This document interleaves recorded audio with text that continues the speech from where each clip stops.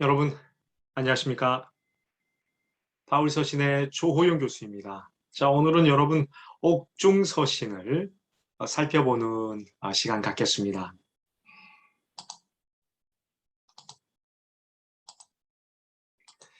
자, 여러분 옥중서신이라고 하면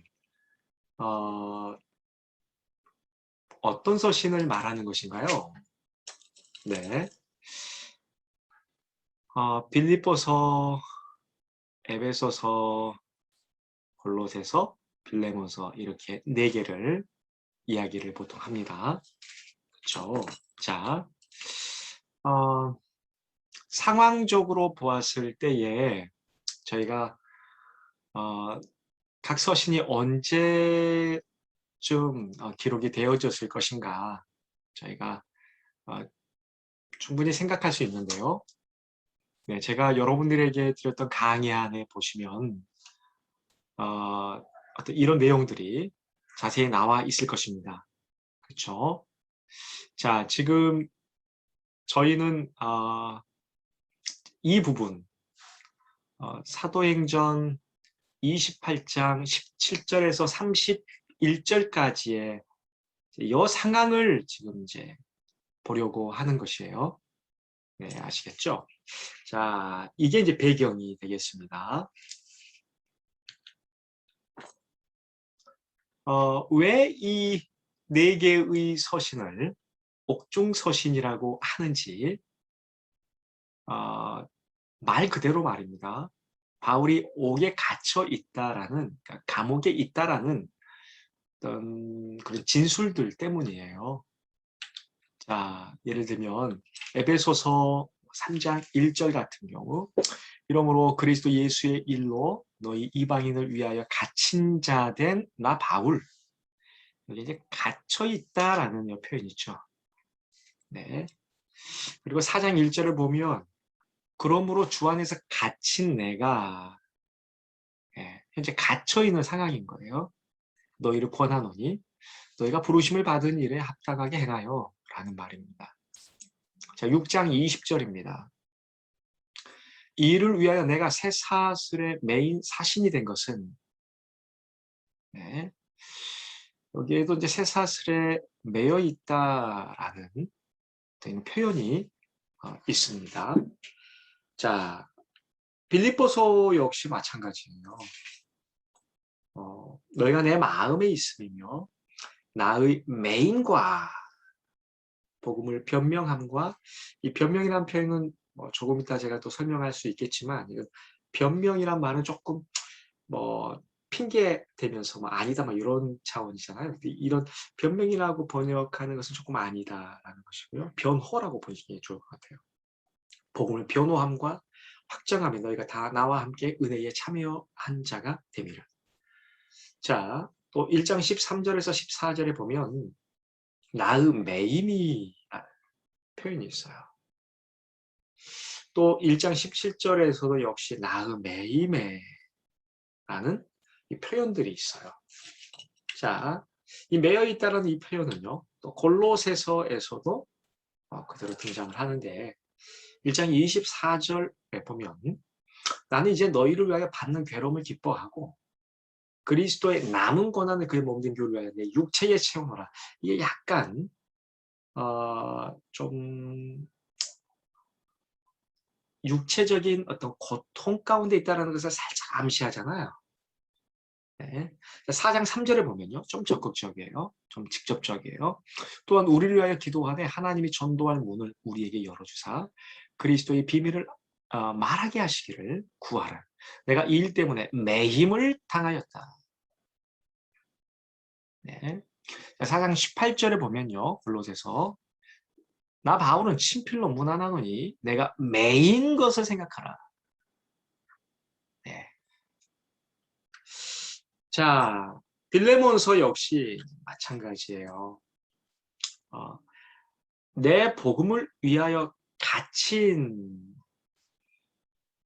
중에서 너 대신 나를 섬기게 하고자 하나. 네.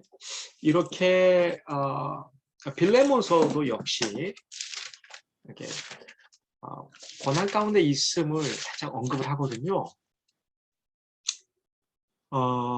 빌레몬서는 한 장으로 되어져 있는데요. 그리고 이뿐만이 아니라 23절에서도요. 나와 함께 갇힌 자라는 표현이 있어요. 나와 함께 갇힌 자. 갇힌 자 에바브라와 라는 표현이 있어요. 자, 또 이뿐만이 아니에요, 사실은. 9절에서도요. 9절에서도 도리어 사랑으로서 강구하노라 나이가 많은 나 바울은 지금 또 예수 그리스도를 위하여 갇힌 자 되어 이런 뭐 또 표현도 있고 말입니다. 네, 이렇게 이제 갇혀 있다, 그러니까 뭐 또 매여 있다, 어떤 이런 표현들 때문에 저희는 이 네 개의 서신을 옥중 서신이다라고 이야기를 하는 것입니다. 자, 여러분, 우리가 이제 요 네 개의 서신을 바라보면서 바울의 어떤 지금까지 걸어온 어떤 삶을 조금 유추할 수 있어요. 바울은 많은 박해들을 직면하였지만 또 여러 번의 투옥이 있었지만 특별히 바울이 그러니까 로마에서 이제 공식적으로 이제 투옥이 된 이 사례와 관련하여서 이 옥중 서신 4개의 서신을 바라본다라는 것입니다. 네.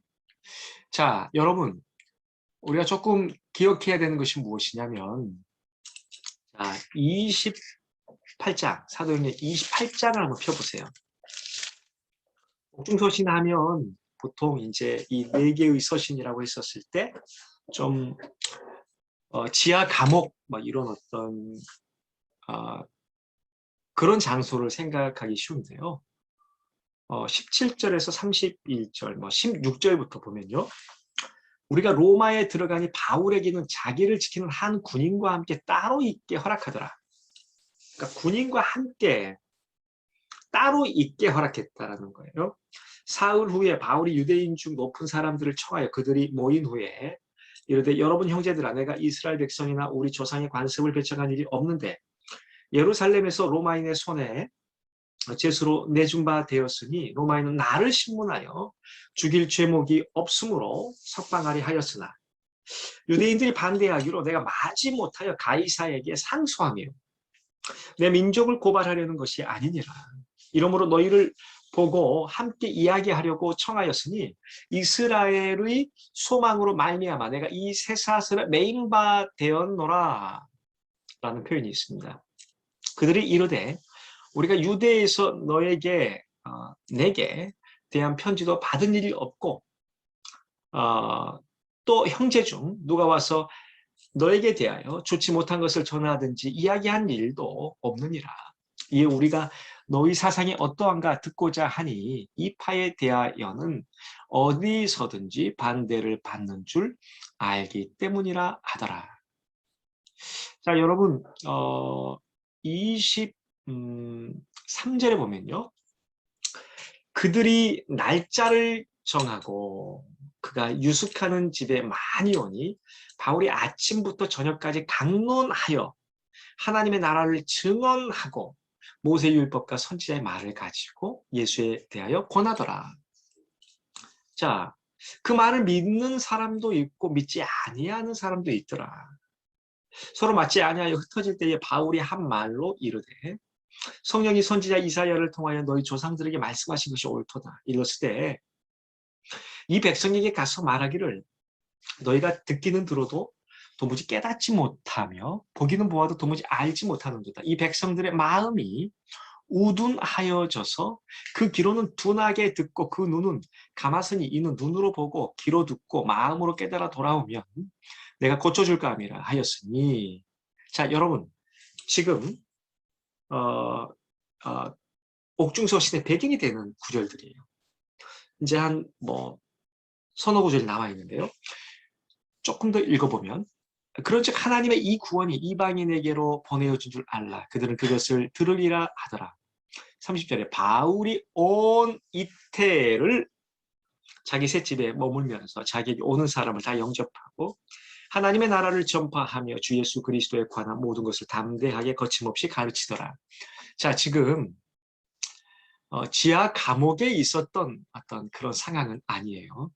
자, 이 상황을요, 우리가 쉽게 설명하자면 누군가를 초대할 수 있었어요. 그러나 자신을 지키는 군인도 함께 있었어요. 그러면 이것은 가택연금의 상황이 아니었겠는가라는 생각을 해보는 것입니다. 네.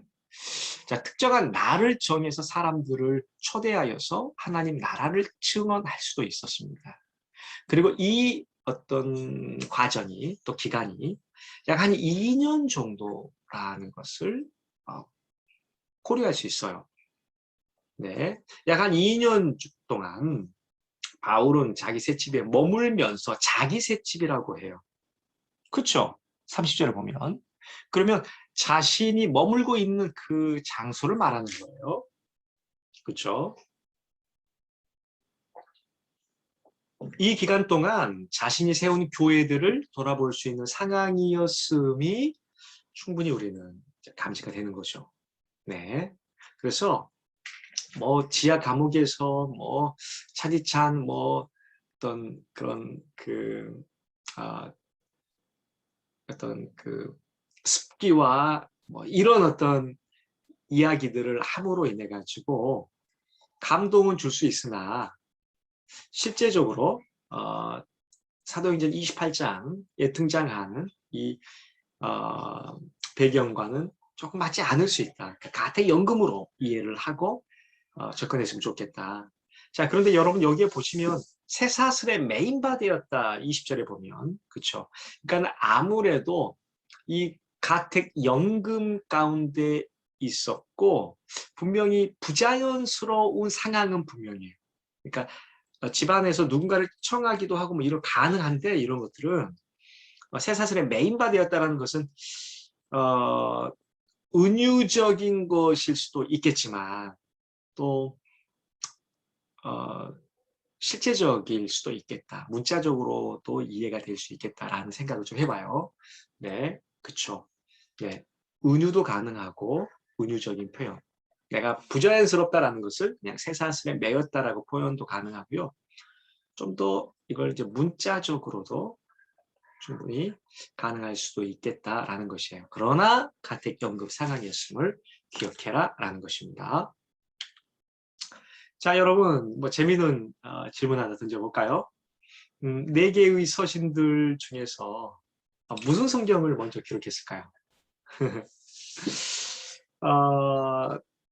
왜 이 질문이 이렇게 나타날 수 있냐면 바울의 13권의 서신들은 많은 분량에서 적은 분량 순으로 배열되기 때문이라고 제가 말씀드렸잖아요. 그렇죠? 자, 이제 그런 상황이기 때문에 이 질문이 가능한 거예요.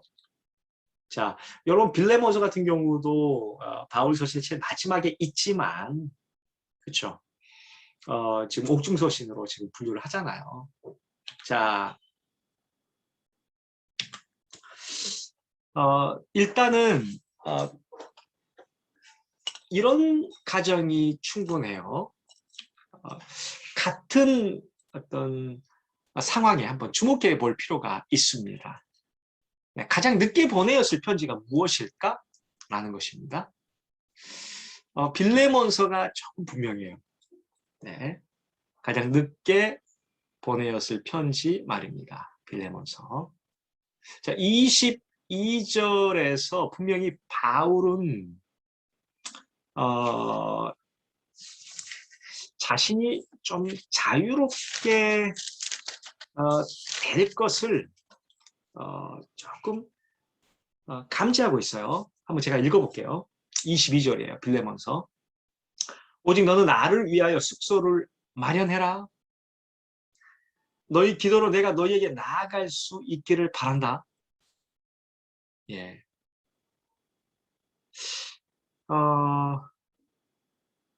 여러분 이 표현만 보면 너는 나를 위해 숙소를 마련해라. 너희 기도로 내가 너희에게 나아갈 수 있기를 바란다. 금방 풀려날 것 같은 풀려날이라고 예상하고 있음을 약간 우리가 어떤 그런 센스를 가질 수 있어요. 네. 자, 그러면 이 빌레몬서 22절을 근간으로 해가지고 빌레몬서가 가장 지금 조금 바울이 편안하게 좀 풀려날 것이라는 가정을 하고 있다고 생각을 해보고요. 한번 순차적으로 하나씩 풀어보겠습니다. 자, 그러면 빌레몬서 서신에 등장하는 이 맺은말 부분의 인사말에서 바울은 그리스도 예수 안에서 나와 함께 갇힌 자 에바브라와 또 나의 동역자 마가, 아리스다고, 데마, 누가가 문안하느니라 라는 진술에 한번 집중을 해볼까요? 네. 자, 풀려날 것을 예상하고 있다라는 것과 함께 지금 맺은말 인사말 부분에 등장하는 이 23절, 24절을 우리가 살펴보았습니다. 자, 여기에 언급된 에바브라라는 이 사람이 있죠.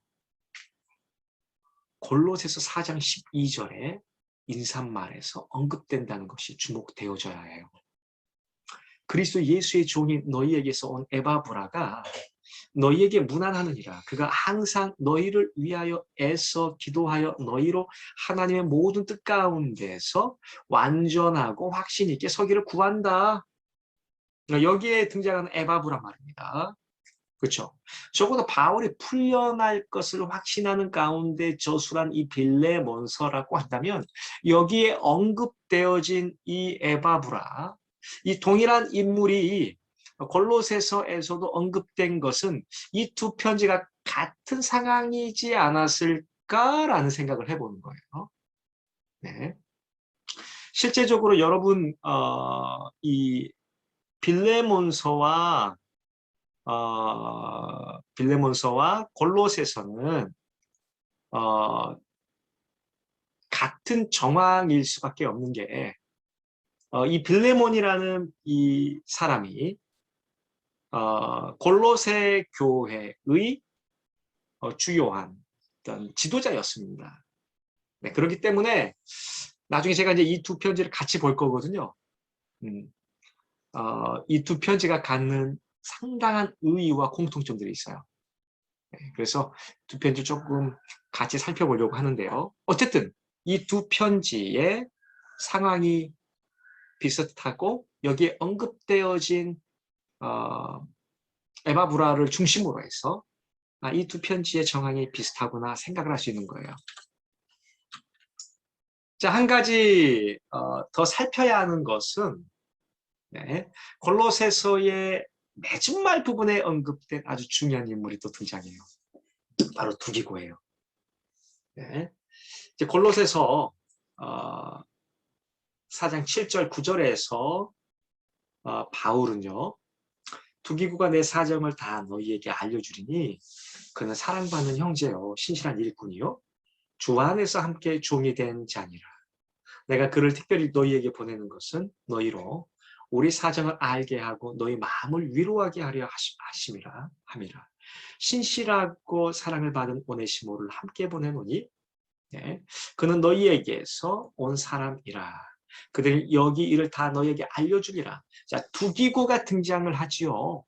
네, 두기고가 등장을 해요. 자, 지금 이 두기고가 등장하는 것과 더불어서 이 에베소서 6장 21절, 22절에서도 동일한 인물인 두기고가 등장하고 있다는 것을 살펴볼 필요가 있습니다. 네. 나의 사정, 곧 내가 무엇을 하는지 너에게도 알리려 하노니 사랑을 받은 형제여 주 안에서 진실한 일꾼인 두기고가 모든 일을 너희에게 알리리라. 우리 사정을 알리고 또 너희 마음을 위로하기 위하여 내가 특별히 그를 너희에게 보내었다라고 이야기되어집니다. 네. 그러니까 지금 저희가 빌레몬서 살펴보고 언급되어진 사람들 에바브라. 자, 골로새서 에베소서 관련해 가지고요. 두기고. 또 여기에 오네시모도 등장을 하지요. 네. 뭐 에바브라나 뭐 오네시모. 그렇죠? 여기는. 자, 여러분 이렇게 본문에 등장하는 이 인물들을 중심으로 이 인물들이 같이 언급이 되어지고 있다는 이 사실 하나만으로도요. 충분히 이 서신은 같은 상황이었을 것이다, 놓여졌을 것이다, 같은 상황에 놓여졌을 것이다라고 우리는 좀 예상할 수 있는 거예요. 자, 결론적으로 바울이 골로새서와 에베소서를 보낸 상황이 똑같다라는 결론에 또 이르게 되고 결국은 빌레몬서와 골로새서 그리고 에베소서를 보냈을 때의 상황은 풀려나게 되는 상황 가운데 놓여 있었을 것이다 라고 우리는 생각할 수 있는 것입니다. 네. 자, 바울이 빌립보서를 이제 저술했을 때의 상황을 우리가 한번 빌립보서 1장 20절에서 25절까지에서 찾아볼 수 있어요. 자, 나의 간절한 기대와 소망을 따라 아무 일에든지 부끄러워하지 아니하고 지금도 전과 같이 온전히 담대하여 살든지 죽든지 내 몸에서 그리스도가 존귀하게 되게 하려 하나니 이는 내게 사는 것이 그리스도니 죽는 것도 유익함이라. 그러나 만일 육신으로 사는 이것이 내 일의 열매일진데 무엇을 택해야 할는지 나는 알지 못하노라. 내가 그 둘 사이에 끼었으니 차라리 세상을 떠나서 그리스도와 함께 있는 것이 훨씬 더 좋은 일이라. 그렇게 하고 싶으나 내가 육신으로 있는 것이 너희를 위하여 더 유익하리라. 자, 요 지금 구절에서요. 둘 사이에 끼었다라는 표현이 있죠. 네, 이 둘 사이에 끼었다. 이것은 다른 거 아니에요. 삶과 죽음의 갈림길을 말해요. 이 표현을 통해서 바울은 자신의 운명이 어떻게 진행될지, 즉 죽게 될지 살게 될지 기로에 서 있음을 지금 묘사하고 있는 것입니다. 설명하고 있는 것입니다. 자, 바울은 세상을 떠나 그리스도와 함께 있는 것을 간절히 바라지만 이 땅에 있는 것이 빌립보 교인들을 위하여서 유익한 것임을 밝히고 있습니다. 네. 자, 여러분.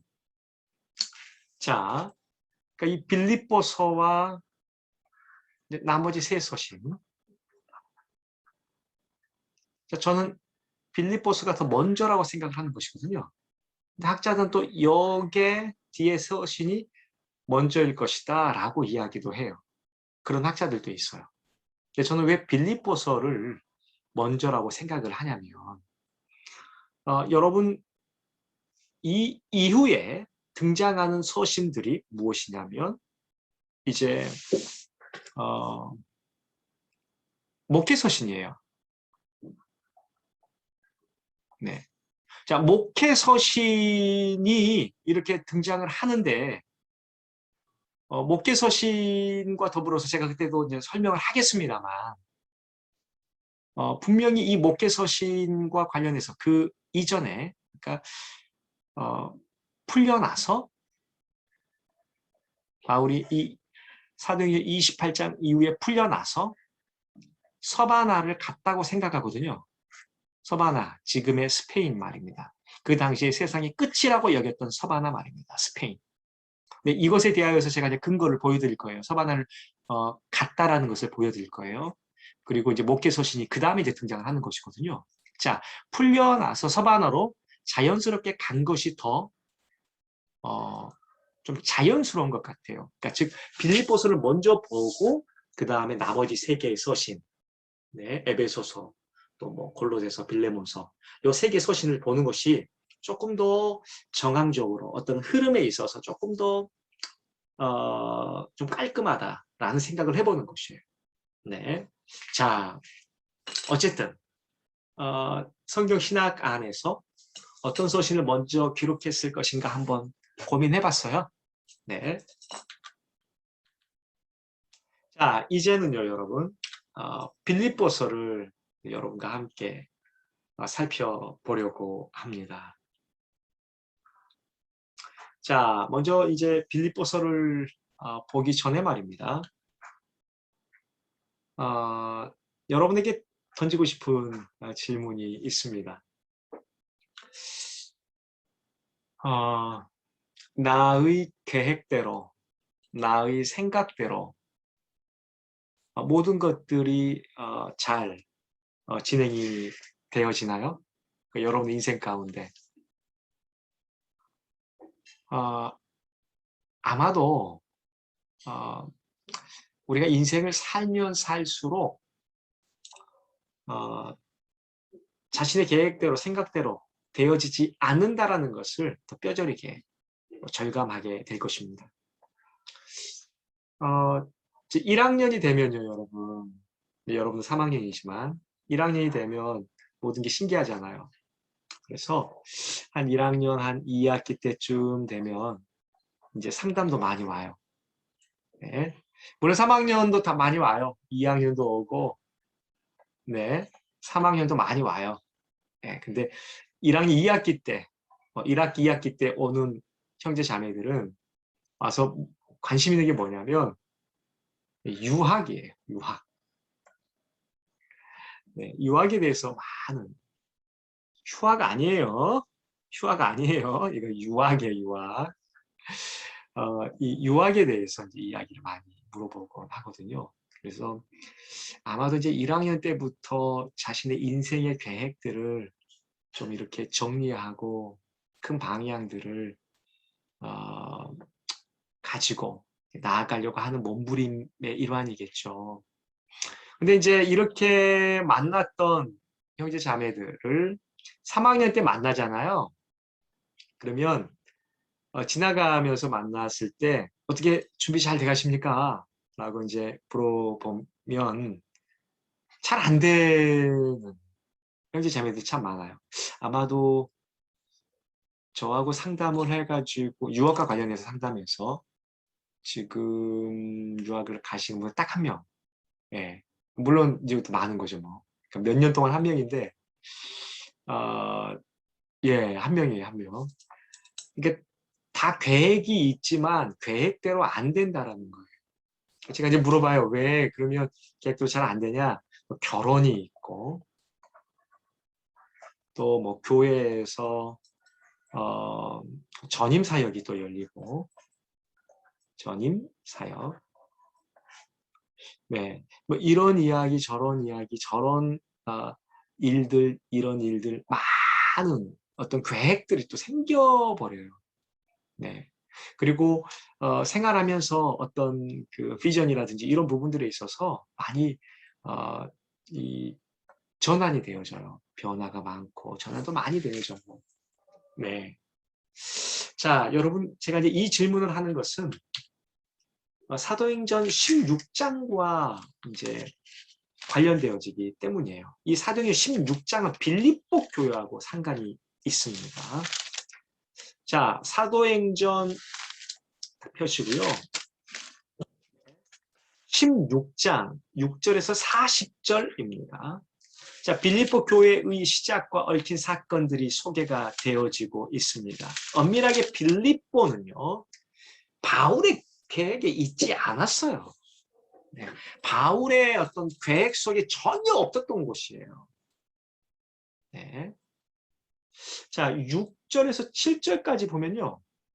성령이 아시아에서 말씀을 전하지 못하게 하시거늘, 16장 6절이에요. 그들이 부르기아와 갈라디아 땅으로 다녀가 네. 무시아 앞에 이르러 비두니아로 가고자 애쓰되 예수의 영이 허락하지 아니하시는지라고 말씀을 해요. 자, 여러분, 9절, 10절을 보면요. 바울은 자신의 계획과 달리 마게도냐 지역으로 인도함을 받습니다. 자, 9절, 10절 봐볼게요. 밤에 환상이 바울에게 보이니 마게도냐 사람 하나가 서서 그에게 청하여 이르되 마게도냐로 건너와서 우리를 도우라 하거늘. 바울이 그 환상을 보았을 때 우리가 곧 마게도냐로 떠나기를 힘쓰니 이는 하나님이 저 사람들에게 복음을 전하라고 우리를 부르신 줄로 인정함이러라. 자, 여러분, 바울은 전혀 의도하지 않는 곳으로 가게 되는 것이에요. 자, 9절, 10절 이후에 지금 이제 11절에 보면 우리가 드로아에서 배로 떠나 사모드라게로 직행하여 이튿날 네아폴리로 가고 거기서 빌립보에 이르니 하는 말이에요. 자, 지금 11절, 12절을 보면요. 지금 빌립보에 이제 등장을 했습니다. 자, 두아디아시에 있는 자색 옷감 장사로서 하나님을 섬기는 루디아라 하는 한 여자가 말을 듣고 있을 때 주께서 그 마음을 열어 바울의 말을 따르게 하신지라. 그렇죠? 자, 루디아와 그녀의 가족은 복음을 받아들이고 세례를 받았고 자신의 집은 교회를 위한 모임 장소로 사용이 되어졌어요. 자, 15절을 봐보세요. 그와 그 집이 다 세례를 받고 우리에게 청하여 이르되 만일 나를 주 믿는 자로 알거든 내 집에 들어와 유하라 하고 강권하여 머물게 하니라. 네. 자, 여기까지만 보면 네, 퍼펙트죠. 완벽하죠. 완벽해요. 와, 그래. 하나님께서 그 내가 계획했던 그곳을 접게 하시고 성령께서 막으시고 하셔서 내가 옮겨졌더니 이런 놀라운 일이 발생했네. 이런 정말 어마어마한 사람을 만나게 되었구나 라고 생각을 했을 것입니다. 그러나 이제 16절에서 33절까지를 우리가 살펴보면 좀 재미있는 현상, 재밌다라는 이 표현은 조금 맞지 않을 것 같기도 한데요. 자, 그곳에서 점치는 귀신 들린 여종이 여러 날 동안 지극히 높은 하나님의 종으로서 구원의 길을 너희에게 전하는 자라고 바울과 그의 이름을 괴롭혔어요. 그러니까 바울은 그 여종 안에 있는 귀신을 그 이후에 쫓아내요. 이 일 때문에 바울과 실라가 옥에 갇히게 되었습니다. 자, 한밤중에 큰 지진이 나서 옥토가 움직이고 문이 곧 다 열리며 모든 사람의 메인 것이 다 벗어졌어요. 자, 이후에 간수가 자다가 깨어 옥문들이 열린 것을 보고 제수들이 도망한 줄 생각하고 칼을 빼어 자결하려 할 때에 바울이 크게 소리질러 이르되 내 몸을 상하게 하지 마라. 우리가 다 여기 있다. 이 일로 인해서요, 여러분, 간수와 온 가족이 세례를 받게 되어져요. 자,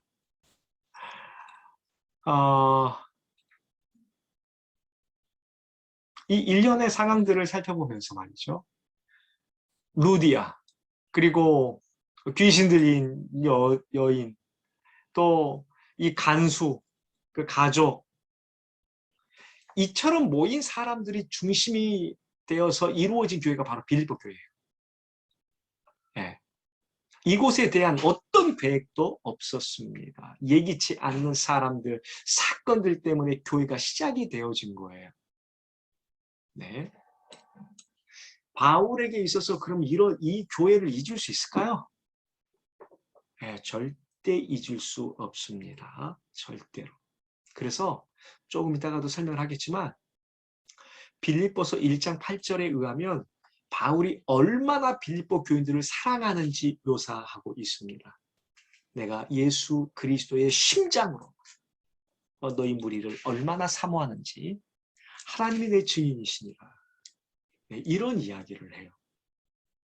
자, 이게 빌립보 교회의 어떤 정황이라고 말씀드릴 수 있고요. 자, 이제 빌립보서를 이해하는 데 있어서 큰 두 축을 우리가 살펴보아야 되는데요. 먼저는 이 학문적인 차원에서 학자들이 빌립보서를 바라볼 때 어떤 문제 제기를 하는지를 한번 살펴보도록 하겠습니다. 자, 학문적인 이슈 넘버 1. 자, 빌립보서는 어디에서 기록되었을까? 교수님 말씀하셨잖아요. 사도행전 28장. 네, 그것이 중요한 배경이라고 말씀하셨잖아요. 이제 이렇게 또 질문할 수 있겠죠? 그런데 많은 학자들이라기보다도 많은 학자들이라고 할게요. 네. 많은 학자들은 바울이 로마가 아니라 다른 장소에서 빌립보서를 조술하지 않았을까 생각해요. 네. 무엇보다도 이렇게 생각하는 가장 큰 이유가 바울이 누군가를 보낸다는 진술들과 내가 이제 앞으로 그쪽으로 갈 거야 라는 진술들 때문이에요. 네. 자, 2장 23절 내가 이 사람을 보내기를 바라고 또 2장 19절에서 이미 이제 디모데가 빌립보 교회 상황을 가져오는 것이 목적이거든요. 자, 2장 24절 나도 속히 가게 될 것이야. 25절 에바브로디로들을 너희에게 보내는 것이 필요할 줄로 생각한다. 네. 또 2장 28절 내가 더욱 급히 에바브로디도를 보낸 것은 자 그가 자기가 병든 것을 너희가 들은 줄을 알고 이런 어떤 표현들. 자 여러분 로마와 빌립보의 어떤 그 거리를 계산하면 한 1200마일 정도가 되는데 그 당시 여행으로 약 한 4개월에서 6개월 정도 소요가 된다라고 우리는 생각할 수 있어요. 자 그러면 이제 몇 차례에 걸쳐서 가니 많이 내가 누구를 보내니 이런 어떤 표현들